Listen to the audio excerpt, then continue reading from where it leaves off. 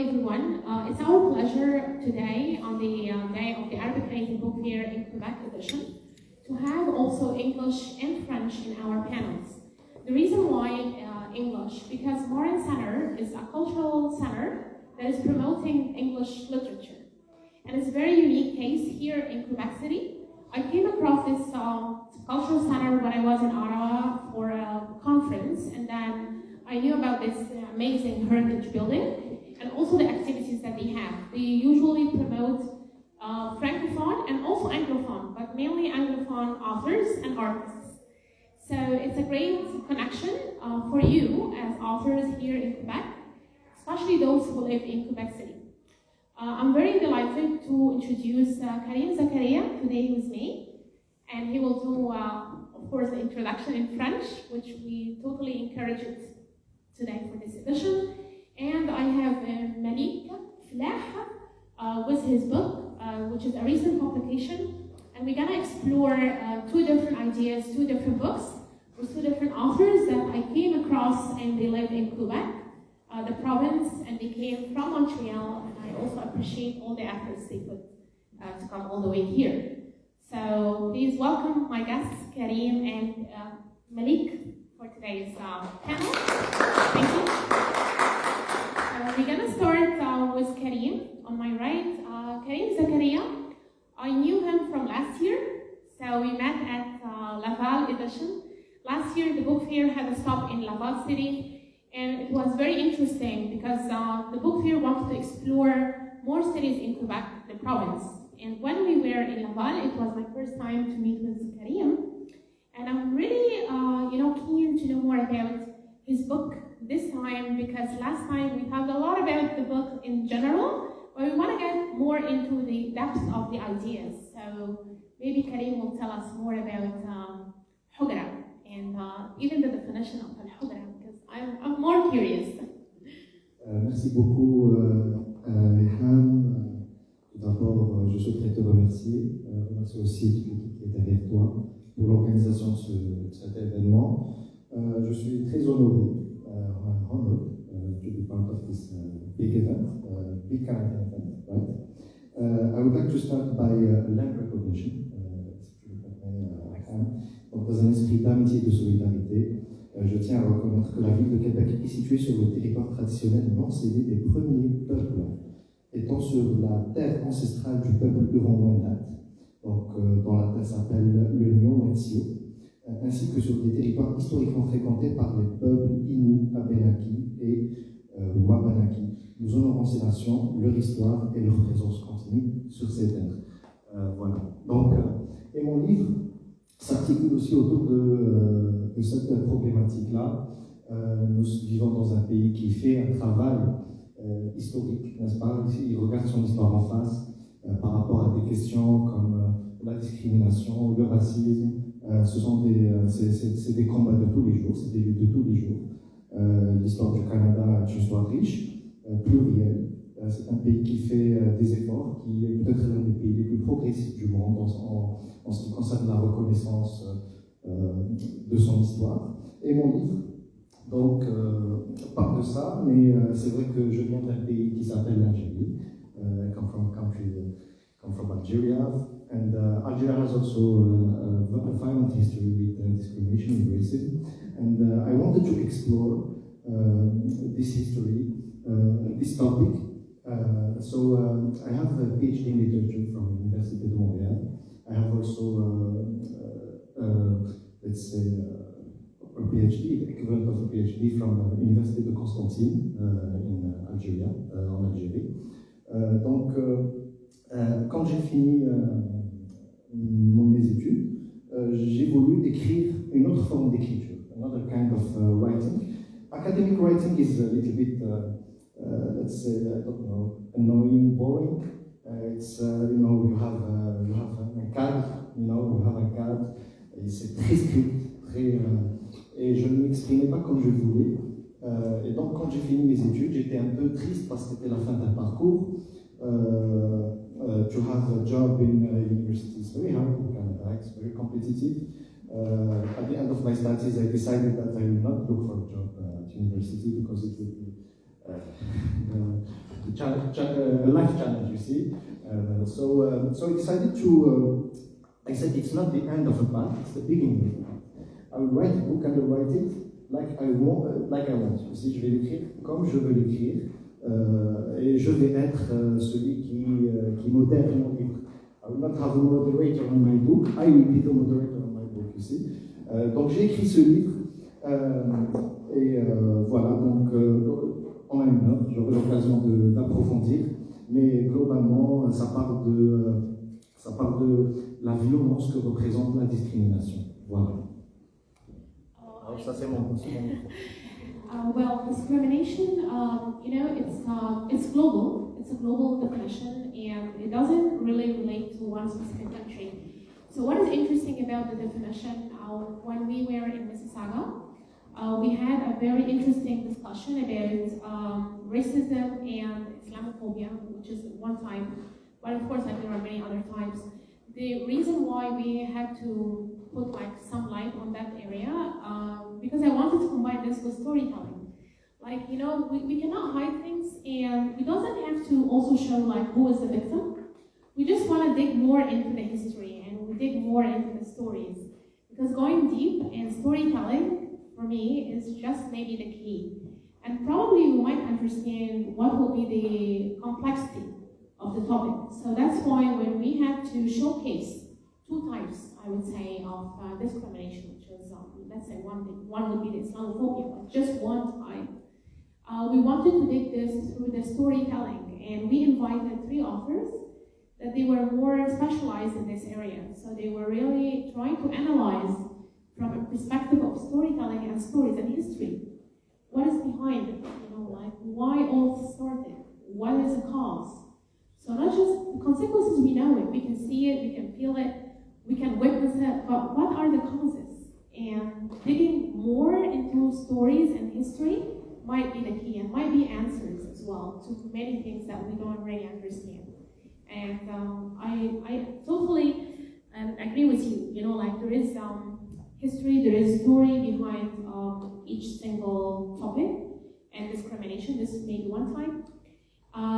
But we're gonna come back to the title because it's very interesting, right? And not everyone would know Hogra unless they are from Algeria, so we also want to explore this definition. And now we go to Malik with his book. And this is Malik's book. It's in French, as you can see, and it's very interesting. So if I would just see the title, which is Born on September 11th, for me, is it more political, or you want to dig on to the other side of the story? Is it social? Is it psychological? Is it fiction? Is it non-fiction? We want to really know what is behind Born on September 11th. Malik, please. Merci Reham, merci à tout le monde qui participe aujourd'hui. Donc en fait, moi je suis franco-algérien, j'ai grandi en banlieue française avant de venir m'installer ici au Canada il y a 10-15 ans. De formation, je suis anthropologue, j'ai grandi en banlieue. Je fais aussi de la musique, quand j'étais plus jeune, je fais aussi du rap. Et en fait, ce livre, c'est un livre de fiction qui est basé aussi sur l'histoire. En fait, ce que je voulais faire, c'était un peu, là tu as parlé de discrimination, d'islamophobie, etc. Et ce livre, en fait, déjà le titre, né en septembre, j'ai volontairement choisi ce titre qui est un peu choquant, avec la page de couverture un peu choquante aussi. C'était un livre de réaction, c'est après avoir lu un livre qui avait été écrit par Michel Houellebecq, qui s'appelle Soumission, et j'ai trouvé que c'était tellement une expression du racisme et de la discrimination que j'ai dit non, c'est pas possible. Moi aussi, j'ai envie de parler de notre côté, d'écouter les gens qui sont discriminés, c'est-à-dire les Maghrébins en France, les jeunes de banlieue en général, mais je voulais donner aussi un aspect historique au livre. Donc j'ai essayé de lier 3 époques. Une époque qui se situe en Arabie, au début de la naissance de l'islam, pour montrer comment, c'est basé sur des faits historiques, pour montrer comment cet extrémisme est apparu, comment il a évolué avec le temps, après en situant une deuxième histoire dans le Sahara, en Algérie, à l'époque du Moyen-Âge. pour arriver jusqu'à notre époque actuelle avec les déboires d'un jeune de banlieue qui va sombrer dans la criminalité puis après qui va s'orienter vers l'intégrisme. Donc c'était un peu ça. Donc c'est autant historique que contemporain. Il y a des aspects aussi sociaux. Un peu ce que je veux dire. You know, there is one trend now when it comes to the kind of historical fiction. It's usually, it gives us the non-fictional side of the story, because a lot of people, when you always tell them it's a fictional book, they think that it's imaginary, it's not realistic. However, when you add the history, it becomes non-fictional, and this would bring more facts to the story. Probably more credibility, I would say. So this is interesting that you added the historical side to the non-fictional and fictional. So this kind of a mix, it's okay, like it's really going well these days, and it's trendy when it comes to literary domain. However, just to understand, so based on, again, the title and the circumstances and the story behind it, was it all in the US or it was also in different countries, right? Because this is how you connected the elements in this story. En fait, le livre, ça parle pas du tout du 11 septembre, en fait. C'est pas relié avec le 11 septembre. Le titre Né en 11 septembre, c'est pour un peu présenter l'époque actuelle que j'estime quelque part a été influencée par le 11 septembre, qui a été un peu ça s'est passé en 2001.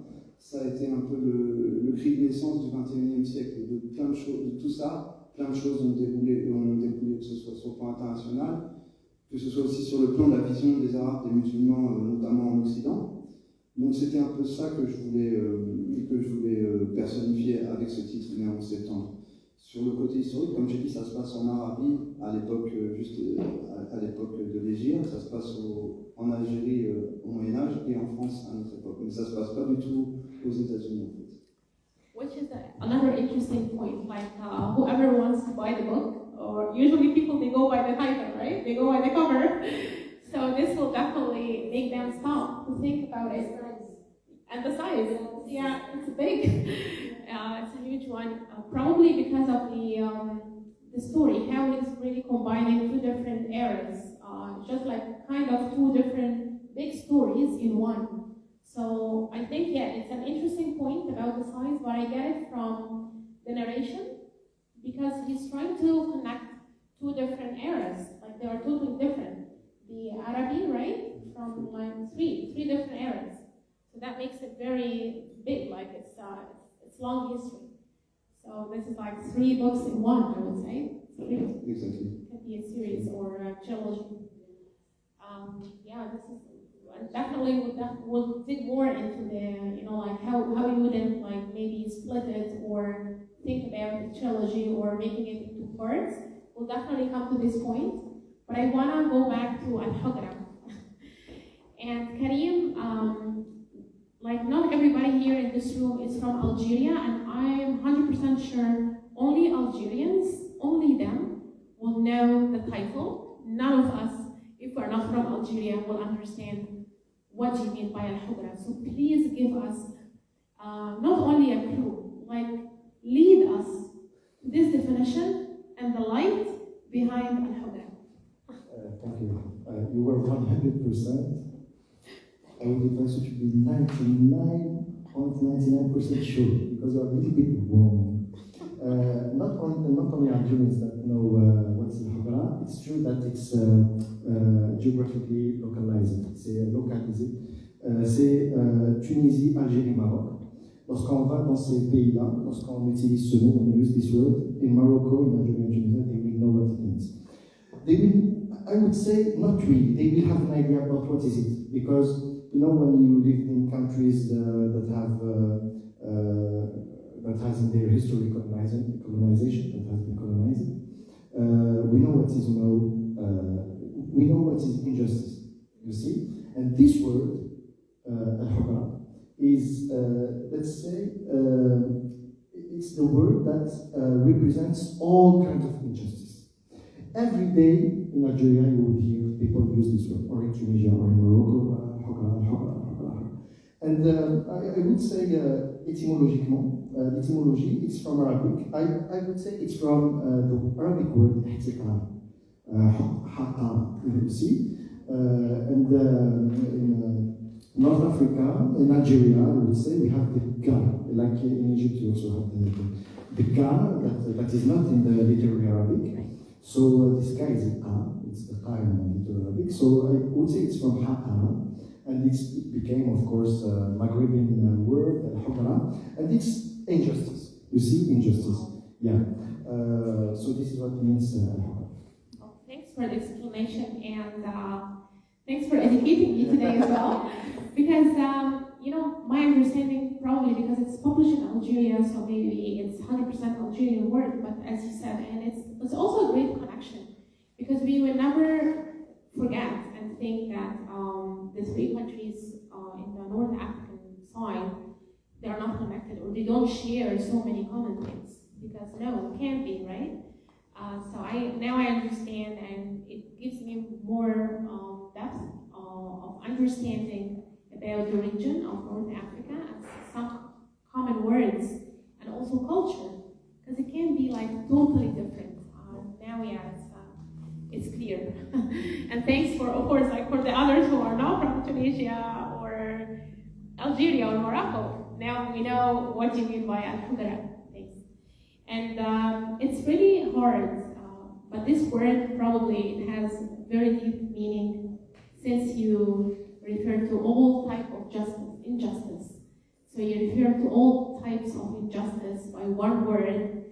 How deep is it? You know, it's really deep. And then what is behind it in the book, and what kind of injustice that you're discussing.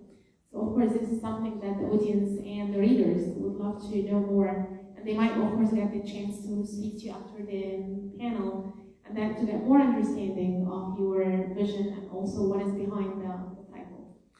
And now back to Malik, the big book, as I said. Yes, the size, of course.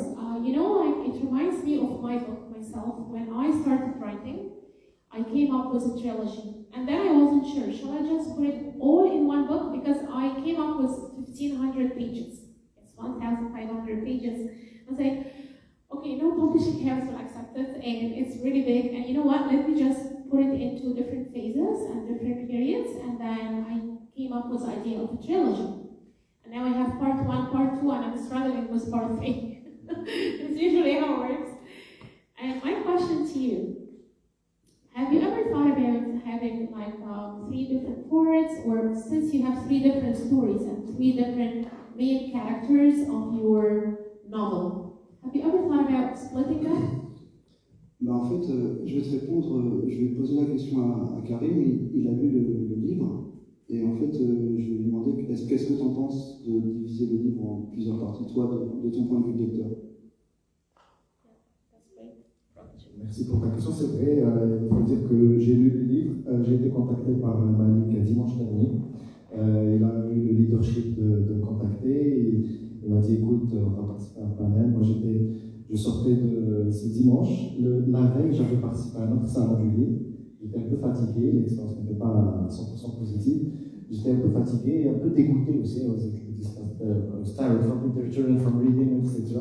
Et Malik m'a dit ok, tu dois lire mon livre de 500 pages.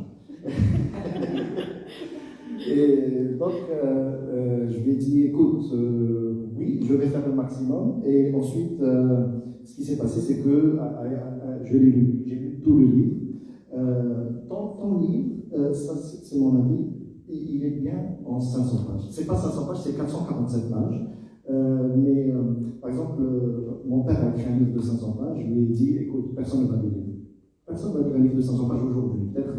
Peut-être il y a un siècle, on lisait des livres de 500 pages parce qu'il y avait, voilà, maintenant il y a le cinéma, il y a Netflix, les gens ne lisent pas un livre de 500 pages. Donc je lui ai dit, et il en a fait un livre de 150. Mais le tien, c'est un roman comme on en faisait il y a encore un bon vieux roman. J'ai adoré du début à la fin, c'est pas parce que là que je te dis, c'est pas parce que, voilà, et moi je trouve que c'est un excellent roman de 500 pages, pas moins. Merci beaucoup, c'est gentil.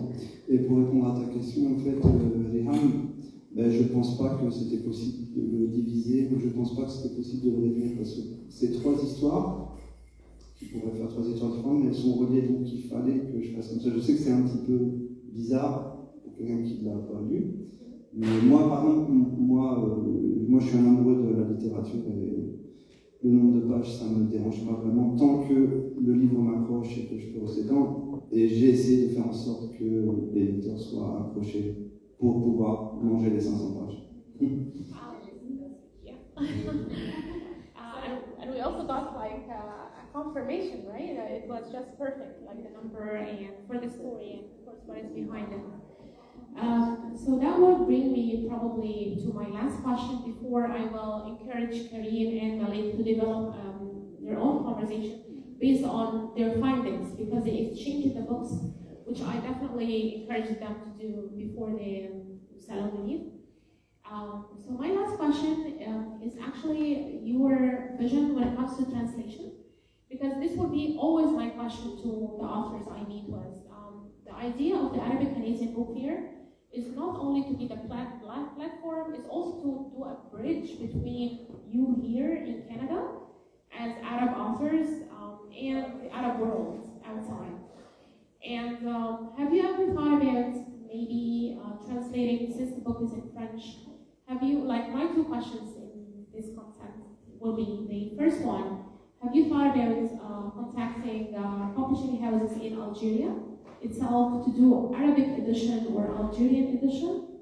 This will be the first part of my question. And outside of Algeria and the rest of the Arab world, like, have you ever thought about another publishing house to take this project to really support it and adopt it and then make the Arabic edition of it? J'ai essayé de contacter des maisons d'édition en Algérie, mais déjà c'est pas évident parce que je suis ici au Canada, mais j'ai pas eu de réponse de leur part. Oui, c'est sûr qu'une traduction, ce serait vraiment très très intéressant. Moi, je suis vraiment intéressé par ça.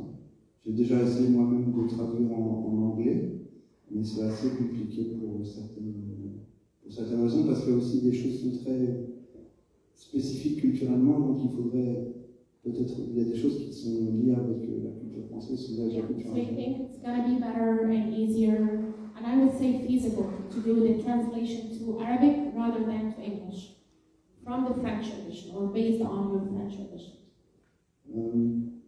Comme j'ai dit, il y a des spécificités culturelles, parfois c'est pas évident de traduire certaines spécificités culturelles. Mais moi, je suis ouvert à tout type de traduction, que ce soit en anglais ou en arabe, et justement, ça peut être vraiment aussi intéressant, ça ramène aussi d'autres points de vue, d'autres significations. Okay. I would say the same question to Karim, because I'm again interested just to hear from the authors here if they are that open to have their books in the Arab world, and probably it's a different market and different approach and different audience and outreach as well. So would you be again like, or have you even thought about it, or have you even considered it as a potential, or you're not? Bien sûr, j'ai pensé à ça. On pense automatiquement à ça. On vient d'un monde arabophone. On aimerait bien que saisir, parce qu'on aimerait bien mettre notre pierre à l'édifice. We would like to be constructive with the cultures of where we come from. Donc, of course, we would like that our ideas touch more people, maybe in the language they learn at school. So, juste pour ça. Mais comme a dit Malik, la traduction, c'est le travail d'un traducteur. On peut essayer, I can try to translate it, but it will not be maybe 100% accurate translation. I'm not supporting that you will translate it to Arabic, but I'm just like trying to understand if you are even open to the potential. Probably some authors, they might have their own ideas, right? They don't want to translate the book, or they want to have it just in Canada, and they don't want to have such approach to be overseas or in the Arab world. So that was just my understanding. How you are open to like translation in general. Translation, I would say, is the heart of literature.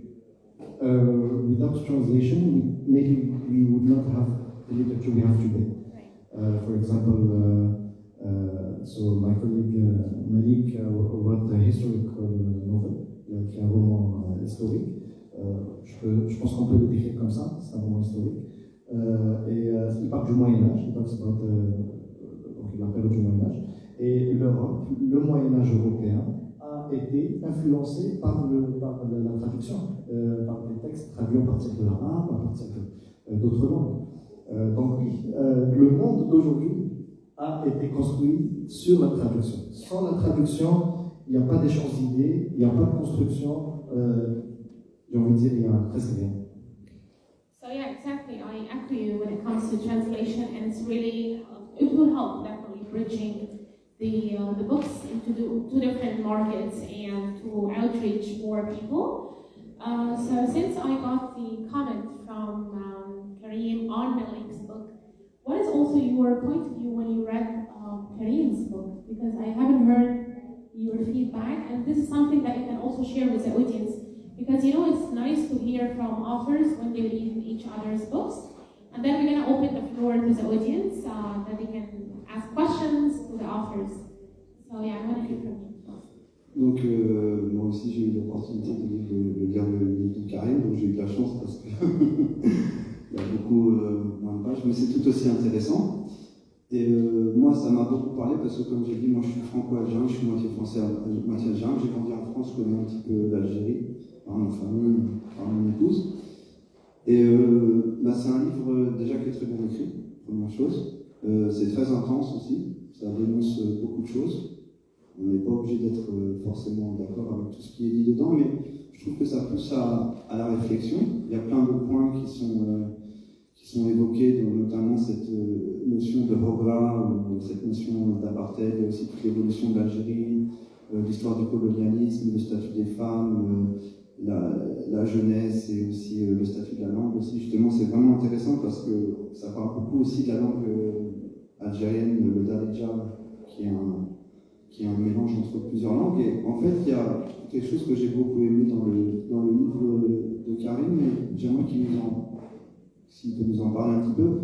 Je pense qu'à un moment, tu dis que l'Algérie, on parle il y a beaucoup de dénonciations sur les problèmes systémiques de l'Algérie, et on parle beaucoup de l'Algérie du futur, et tu insistes, tu dis que l'Algérie du futur n'existera que quand elle aura retrouvé son africanité. Et ça, j'ai trouvé ça vraiment, vraiment intéressant. Est-ce que tu peux nous parler un peu de ce sujet? Merci pour ta question, Malik. Et je suis très content d'en parler ici. Merci à Reham de nous donner cette opportunité. Oui, c'est vrai. Nous participons au salon du livre Arabic Canadian Book Fair. Algeria is definitely part of what we call the Arabic world. Personally, I prefer the expression the Arab-speaking world. Arabic word works also. That's why I chose Arabic, not Arabic. Exactly. Because not all, there is a reason behind it. Not all the people who live in the Arab world are Arabs. So I couldn't call it Arab Canadian. Because no, I'm referring to the culture, I'm referring to the language. Because in Algeria, in Tunisia, in Morocco, in Iraq, no, they don't have to be all Arabs. So I wanted to show the diversity as well. Merci, it's true. Not all Arabs, but definitely we are all part of this super ethnic that is to be like we feel that we are Arabs. And in Algeria, after the independence in the country, something happened is that now that we are independent, who we will be? So, okay, we are not French. C'est fini, on a fini ça. Mais so who we are? And after the independence, we said, okay, we are Arabic. And some people said, okay, wait 1 minute. Who decided that? And on what basis, and etc. It's difficult to not be part of this big family. So I don't know where I'm going now with this idea. I don't remember the question, I'm sorry. Je parlais de renouer avec le caractère africain de l'Algérie. Merci beaucoup. Yeah, and Algeria, Morocco, Egypt are African countries also. So is Algeria an African country like Egypt? Is Algeria an African country? Is Algeria an Arabic country? Is Algeria an African and Arabic country? In the school, we tell us we are Arabs. in school, when we are very, very young, okay, we are Arabs, etc. Nous sommes arabes, vous êtes arabe, tout le monde est arabe, c'est l'arabité, and point. And nothing else. Nothing else. Not a word about notre appartenance au continent africain. Algeria is the biggest country of Africa. Also, when we talk about Egypt, sometimes I have conversations like that when we say Egypt is the Arab Republic of Egypt. Officially, it's the Arab Republic of Egypt. So my question, did Arabs build pyramids? This is a good question, yeah, right? So did Arab build pyramids? No. So it's very official. It's imposé. It's imposed, politically imposed. So yeah, this is a good question. So la question de l'identité est une question cruciale. Si on n'en finit pas avec cette télé, je ne sais pas si un jour on va en finir. But c'est une partie de l'héritage et c'est aussi, j'imagine, de la richesse de nos pays. C'est ça. Mais c'est vrai que pour des pays africains aussi importants que l'Égypte, que l'Algérie, que le Maroc, la Tunisie, si on nie cette africanité, if we put this African identity behind just the Arabic identity, and if this African identity becomes smaller and marginalized, I don't believe that those countries will be what they deserve to be, rich and big countries. I think at the end of the day, we just want to highlight the richness and diversity within our communities. I remember I'm always referring to Mrs. Saga because it's our biggest edition and all the ideas are there, and Salima can witness because she was here. We had one interesting panel and people, they loved it. It was our iconic and prominent panel. It was showcasing the minorities within the Middle Eastern and Northern African communities, and we got, from Egypt, we got 3 panelists from like the Copts. So we only focused on the Copts. And from Algeria, I got Salima, because I wanted to introduce purely the Amazigh people, the Amazigh culture, so the Amazigh tradition and the Amazigh side of Algeria. I wanted 100%. And then from Iraq, I got the Kurdish side. So it was, people, they were surprised about what I have done, and they were telling me, okay, you know what, you're crazy, but you're genius. We loved what you did, because this is exactly who we are. You were asking who we are, this is who we are. We are very diversified. We cannot be just one Arab period. No, even within the Arab world, geographically, it is the Arab world, geographically. Culturally, we're more than that. Way more than that. And my mission, as a representative of the Arabic Asian Book Fair, is to dig more into it. You know, it's just not just saying I'm promoting Arab, period. This one that you were just learning at school. This is just very basic. And what's behind it? No. Let's explore. Salima, as I said, I always use Salima because she's such a great example. And as you can see her, over there, people, they loved her because she was in full Kabyle traditional clothes. And people, they were all after her. They were just trying to take pictures with her. She became a celebrity. And they were like, that's so beautiful what you're wearing. And then she started telling them every single detail, what she's wearing, the ornaments, you know, the crown from top to toe, fully. So people, they were learning. We were educating, especially non-Arabs or not from the region, about the diversity within the Arab world. Because they didn't know, they had no clue about it. It was super diversified. And thanks to these kind of, you know, like books that you are also writing, and you're elaborating on, that we have such voices in probably continuity and evidences that people can have references and read about our diversity, not the one side or one angle society. So I think it's about time to open the floor to the audience because they are really interested in your books. So we're going to start with the questions now. Question time. Thank you. And you know what, we were talking about the Arab or Arab, even Lebanese, I'm Lebanese. And when you tell people I'm Lebanese, oh, you're Arab. And then you sit and you start explaining, like, this is lack of knowledge, you know. And when you sit and you start talking to the people and explaining what are the Lebanese people, you know. But right away, you're Arab because you speak Arabic. Yeah, we speak Arabic, but you know, let me tell you the story behind the people, you know. And I think it's lack of culture. It's good that we are reflecting to history, and then it's nice that we are still connected because it's a puzzle, it's a big map, and we don't want to be split. So the main idea, yes, we can bring and we can highlight the different cultures and history, but then our main goal is to become, again, you know, like united.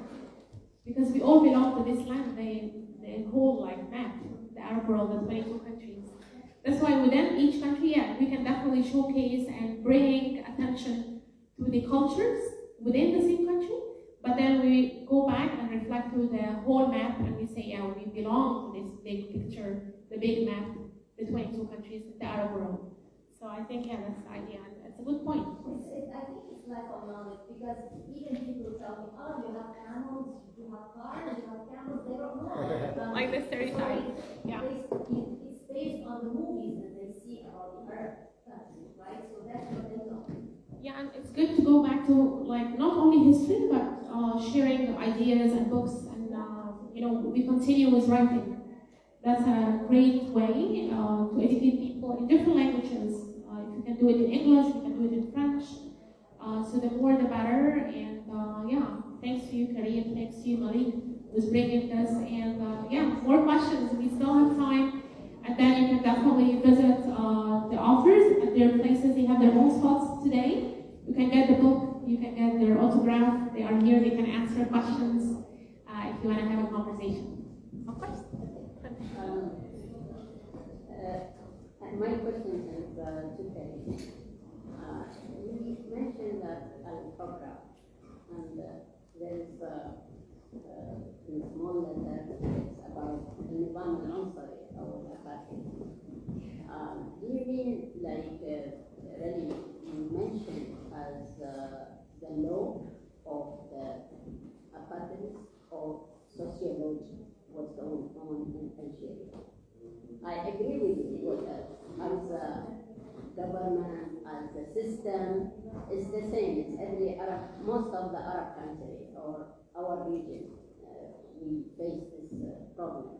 And also you wrote it during the revolutionary movement, which is really very close to what's happening in Lebanon, the 2019 in Iraq, which is movement of youth. It's start not politically, start with the needs from their needs and their country. My question here, what do you see from your opinion? It will be end to this Hogra in Algeria?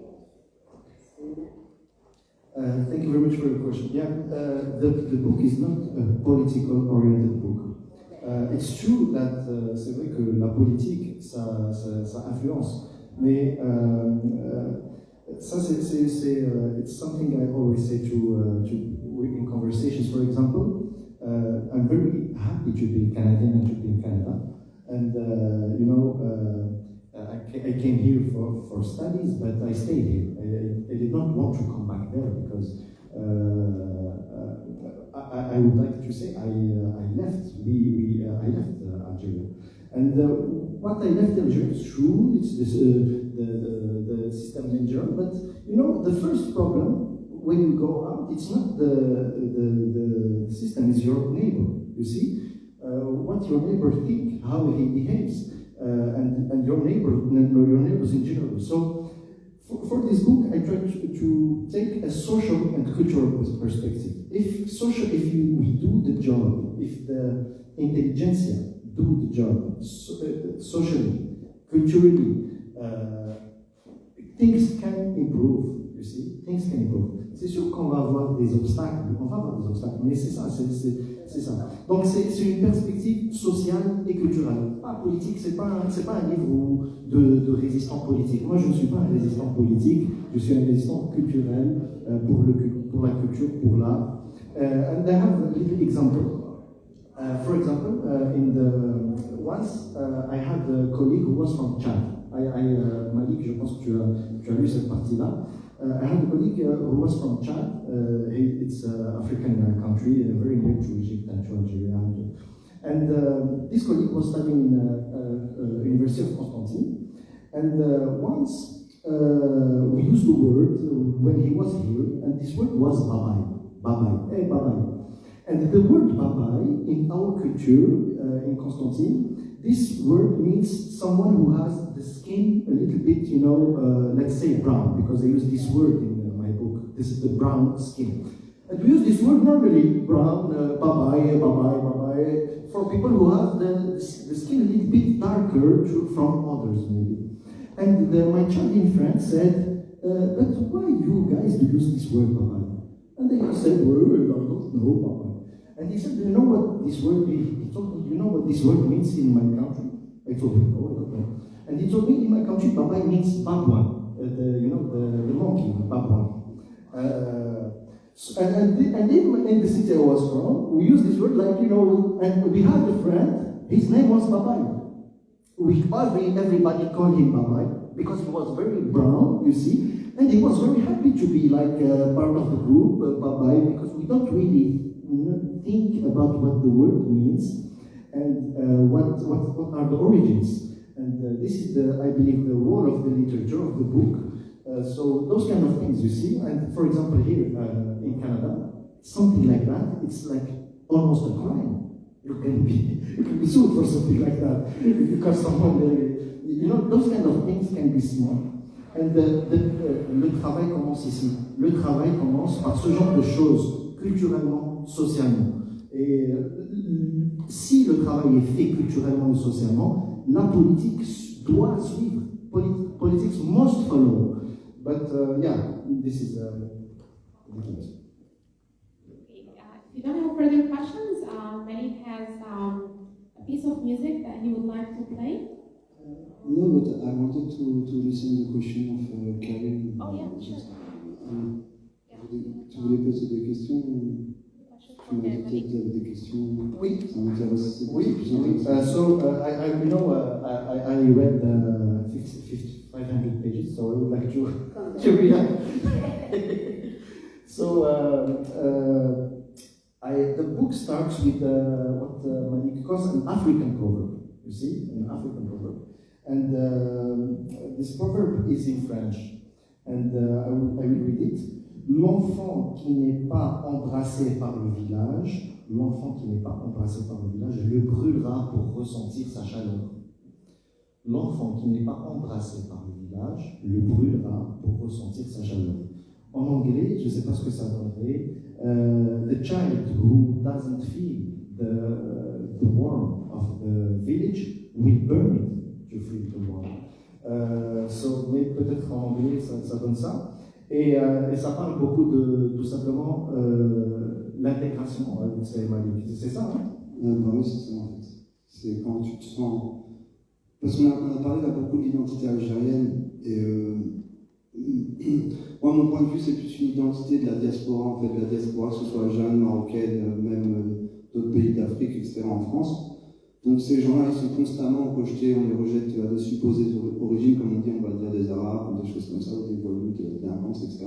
Donc au bout d'un moment, quand dans le pays où tu grandis, on te rejette constamment, et ben peut-être que ta seule façon de te faire remarquer, c'est de partir encore plus dans le cliché qu'on te renvoie comme un miroir déformant. Donc c'est pour ça que je voulais commencer par cette citation que je trouvais intéressante.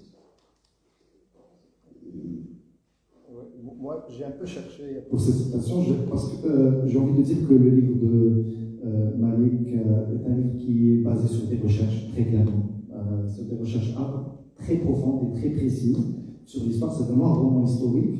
Et j'ai trouvé un peu dommage, mon cher Malik, que le livre s'ouvre sur ce très beau proverbe, mais l'origine du proverbe était un proverbe africain. Donc moi, j'ai voulu faire un peu plus de recherche, j'ai voulu t'aider un peu dans ton entreprise. D'où vient ce proverbe? Parce que l'Afrique, c'est 54 ou 55 pays. Je sais, je suis désolé. J'ai trouvé le proverbe dans un livre et c'était marqué le proverbe africain. Mais c'est bien, moi j'ai cherché un peu, ça viendrait.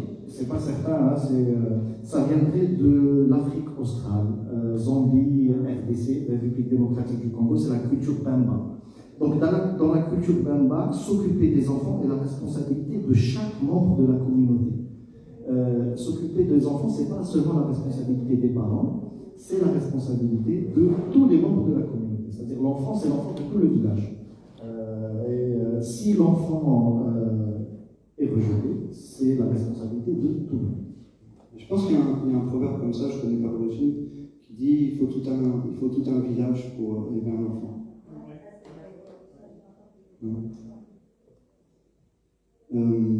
Pour continuer la discussion, puisque on est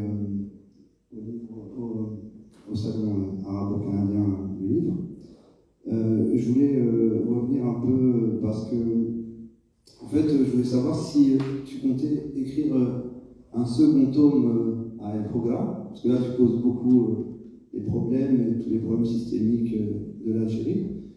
Et ça ressemble, tu t'as dit que c'était pas un livre politique, mais moi je trouve qu'il y a un grand message politique dans le livre. Et je voulais savoir si tu prévoyais d'écrire un tome 2 ou tu proposerais peut-être des solutions, des choses comme ça. Est-ce que ce serait quelque chose qui t'intéresse? Parce que tu as bien pointé tous les problèmes, et je me disais, est-ce que toi par exemple, je pense que tu as des solutions à proposer. Donc voilà ma question. Je ne pense pas que je pourrais écrire un autre livre comme celui-là. Et tout simplement parce que le contexte dans lequel j'ai écrit le livre, c'est un contexte spécial. J'ai commencé à écrire le livre en 2019. Il y avait des événements particuliers dans mon pays d'origine. C'était des événements du Hirak. Donc c'est un grand mouvement social, culturel et politique en Algérie. Moi j'étais ici. Et donc je pense que c'est le mouvement de toute une génération. Moi je suis né en 1990. Je fais partie de ce qu'on appelle en Algérie les jeunes. Et les jeunes, nous sommes arrivés, je le dis dans le livre, nous sommes arrivés à une histoire tardive du pays. C'est-à-dire, there is the generation of independence, and after this generation, people came, you see, and they called them shabab, les jeunes, you know, et c'est un terme très administratif parfois. Et je pense que c'était la révolte de cette génération, la génération des jeunes qui, parce que nous vivons dans un pays qui regarde derrière, qui regarde vers l'arrière, l'histoire, et qui ne regarde pas devant. Et donc c'est ça. Donc c'était une énergie viscérale, une énergie profonde, une colère. C'était une colère que j'ai voulu mettre dans le livre. Est-ce que cette colère-là va se répéter? J'espère pas. J'ai pas envie d'être en colère encore comme ça. Mais je pense pas que je pourrais écrire encore un livre comme ça parce que le contexte était spécial, l'émotion était réelle, elle était sincère. Voilà. Mais je pense que je vais écrire peut-être un roman un jour si j'ai le temps, mais peut-être pas un livre comme ça, celui que j'ai écrit. Inch'Allah. So yeah, I think we're done with the questions. And for the audience, if you don't have further questions, you want to play the music now? Yeah? Okay. Actually, Malik is also a singer. So he's an artist, author. Today he's not going to sing, but he's going to play two of his songs. Or one. Which one do you donc c'est ça, moi, comme j'ai dit, depuis que j'ai l'âge de 17-18 ans, maintenant je suis beaucoup plus vieux, j'ai fait du rap, c'est aussi ça qui m'a poussé à écrire. Je voulais passer justement de l'écriture du rap à une écriture plus littéraire, on va dire. Qu'est-ce que je peux vous proposer? Récemment, j'étais en Irak, l'an dernier, et puis j'aime bien voyager. Donc, comme a dit Karim, moi j'aime beaucoup l'histoire du Moyen-Orient, Afrique du Nord. Enfin, j'aime l'histoire en général, ça me passionne. Et donc, j'ai été en Irak, j'ai été en Arabie Saoudite aussi récemment. Et de là, on a vu un morceau, je vais vous le faire écouter. Donc, il s'inspire du film Dune. Je ne sais pas si vous avez vu le film Dune, donc, qui est le film Dune qui a été écrit par l'écrivain David. Et en fait, je sais qu'il s'est beaucoup inspiré des cultures arabes et de la culture nord-africaine, notamment la culture algérienne, pour écrire son livre. Donc le titre s'appelle Lisan al-Gaïb, parce que l'effet que ça m'a fait quand j'ai vu le film, je me suis dit tiens, c'est fou, j'ai jamais vu un livre qui parle autant des arabes, mais il n'y a pas d'arabe dedans du tout. Donc voilà. Je pense que c'est tout. Ah. Je me connecte.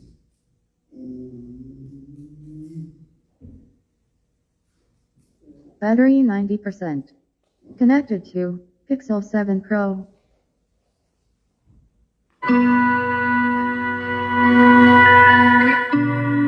Vous vouliez tout savoir de mes rêves. Eh bien, je viens de faire un rêve éveillé. Et je vois désormais. Je vous promets qu'un jour, le dormeur s'éveillera.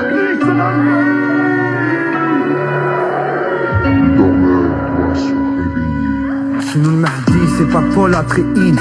C'est contre moi-même, je mène le djihad. Vos choix un androïde. La vérité porte le hijab. Je lis seul Nissan Al-Gaïb, issu d'un peuple de Moudjahid. Fremen, nombreux sont nos shahids, comme au Yémen. Les verbes font tout, même mes abdominaux. Pour ça que je laisse l'athéisme aux fous qui nous comparent à des animaux minots. Vaut mieux un pécheur qui se repent qu'un fidèle trop sûr de lui. Adam et Ève ont suivi le serpent, je collectionne blessures de vie. Corps d'enfant décharné, en live stream dans mon feed. Et ils sont en train de se demander si le crime est un génocide. L'humanité est absente, y'a plus que des clones androgynes. Tyrannie pour un vaccin, le quotidien devient anxiogène. Bienvenue en démocrature, où leur keuf shoot des mineurs. J'emmerde leur caricature, j'pose pas de bombe, j'suis des mineurs. Mon troisième œil s'est ouvert, j'pourrais jamais le refermer. Puis le bombe, le ciel s'est couvert, leurs droits de l'homme sont enfermés. Sataniques sont leurs rituels, leurs débats sont conflictuels. Anesthésiés par le virtuel, on s'éloigne du spirituel. Oh shit, on s'est laissé enfler. Le maître a détruit toute la terre pendant que l'esclave ronflait. Agenouillé devant le veau d'or, leur Qibla pointe vers Mordor. Je vais sur les miens comme Odor, je rêve qu'on se casse dans le grand condor. La vérité les calcine, ici peuvent pas la supporter. On criera Free Palestine jusqu'à ce que le drapeau soit planté. Le choix pour chaque humain, c'est love and hate. Hier c'est John, demain la main en guette. J'suis qu'un du destin, elle chirmée. Elle est bête. Le choix pour chaque humain, c'est love and hate. Hier c'est John, demain la main en guette. J'suis qu'un du destin, elle chirmée. أهل البيت أهل البيت أهل البيت أهل البيت أهل البيت أهل البيت.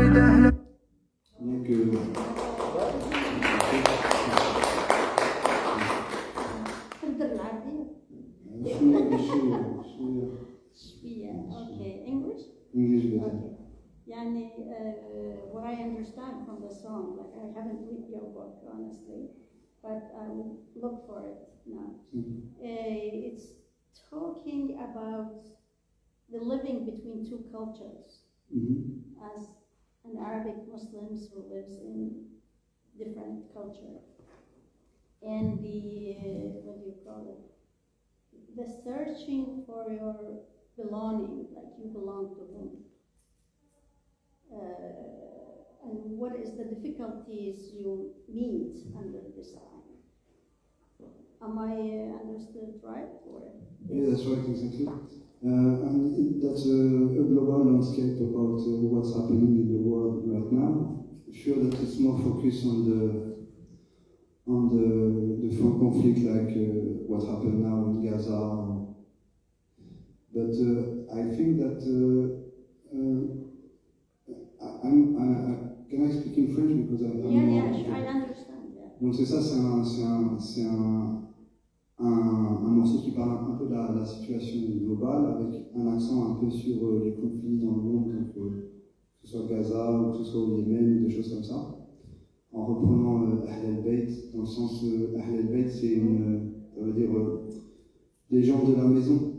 Donc dans une perspective musulmane, c'est pour dire les gens de la maison du prophète. Moi j'ai pris ça plutôt dans les gens de la maison, c'est-à-dire on est tous ensemble maintenant, on est dans un processus de mondialisation. Donc, où qu'on soit, on est tous ensemble. Et ce qui nous rassemble, c'est pas notre couleur de peau, nos origines, notre culture, notre identité, c'est un peu dans les choses qu'on se reconnaît. Moi, par exemple, j'ai grandi en France, j'ai grandi en banlieue, dans une banlieue où il y avait 70 nationalités différentes. Et quand on était petit, on n'était pas de différence entre nous.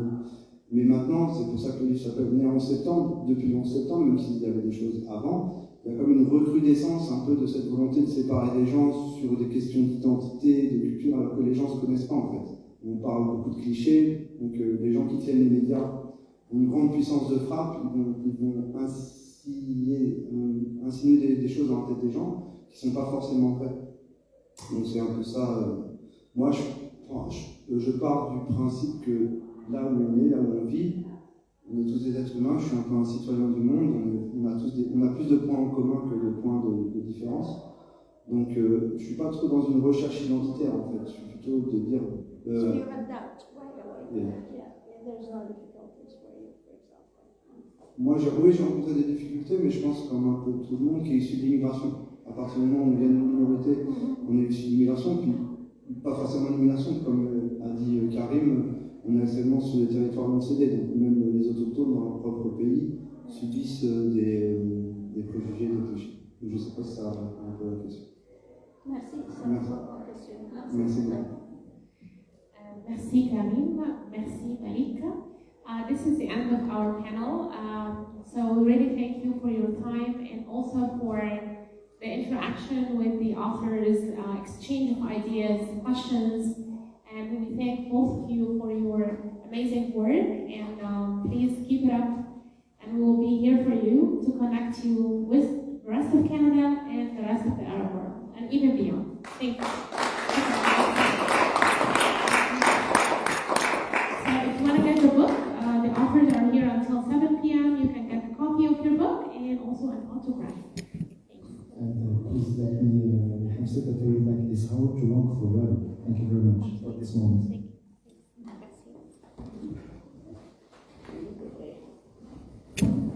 Thank you.